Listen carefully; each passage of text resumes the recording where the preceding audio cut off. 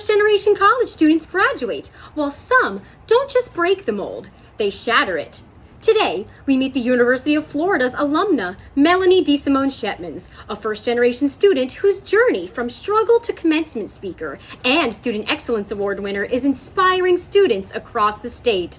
Sabrina Shetmans has the story. For first-generation college students, the road to success may look differently, and the path to graduation can feel all that more overwhelming.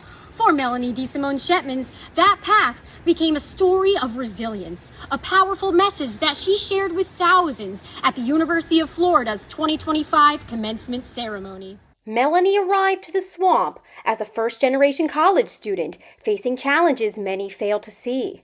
Balancing academics and extensive campus and community involvement while battling imposter syndrome, she persevered, determined not just to graduate, but to flourish, creating an impact on campus and to her peers. First generation college student, a big obstacle is imposter syndrome. And I would really be lying if I said that that wasn't something that was always plaguing me. It's not just sometimes the inability to believe in yourself, but it's also an inability to kind of understand what you're capable of. It doesn't matter if your family's supportive or whatnot, or if they say to you that your best is enough, like it's not enough for you. And so that's something that was always hard, was completing a goal and looking for the next thing, like, well, what else can I do? What more can I do? How can I be better? How can I do more? And the way that as a first generation family, the way that your family supports you is different from if, family that went to college, the support is just, it looks different. Imposter syndrome did make it hard for me to do things and to achieve the things that I achieved. But I guess ultimately I shut it down because the situations that happened to me at the end when I graduated, you can't ignore that. When you're standing on the stage, you can't ignore that. That turning point became the very foundation of her message, one that would reach thousands. Melanie was selected as the College of Liberal Arts and Sciences Student Excellence Award winner at the University of Florida, and later, their very own 2025 commencement speaker, making quite the impact. As a first-generation college student, I'm no stranger to imposter syndrome, working overtime to make me feel like my accomplishments are unworthy of celebration. Imposter syndrome has no place here in the presence of such joy and encouragement. Now, let us take a look at what it felt like for Melanie to deliver that monumental, life-changing speech.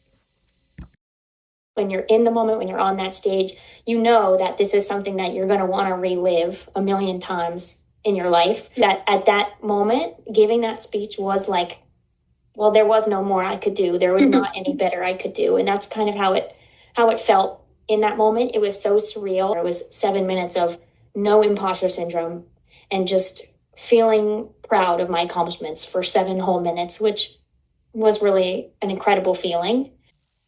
Her words didn't just mark the end of this particular step in her college journey.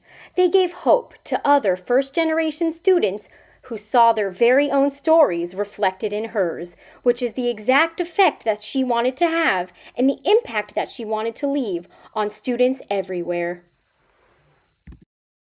You have what it takes, you can do it, and you have every right to be proud of yourselves today and every day. The truth is, there was not one obstacle you encountered that prevented you from being here, from reaching this milestone. That is not failure itself that we should fear, but rather the failure to try. Opportunities don't always present themselves when we want them to, but they will always appear when we have the courage to step out of our comfort zone. It's in this state that our greatest achievements become reality. It's how we choose to define this progress that determines the power it can give us. Scholarship programs such as the Matchin opened many doors for her during her academic journey at the University of Florida. A program that not only gave me a way to pay for college, changing the course of my family's history, but that has given me a home filled with the support of loving peers. When asked to give advice to fellow first-generation students, this was Melanie's inspiring response.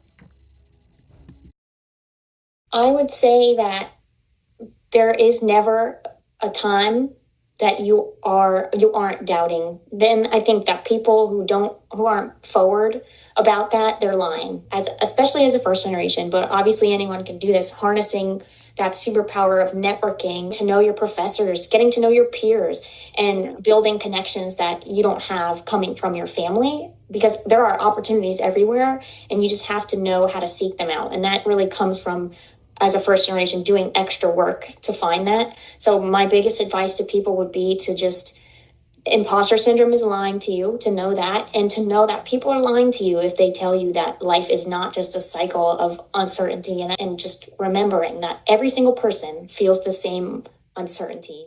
From driven first-generation college student to commencement speaker, Melanie's journey shows firsthand what is possible when resilience meets opportunity.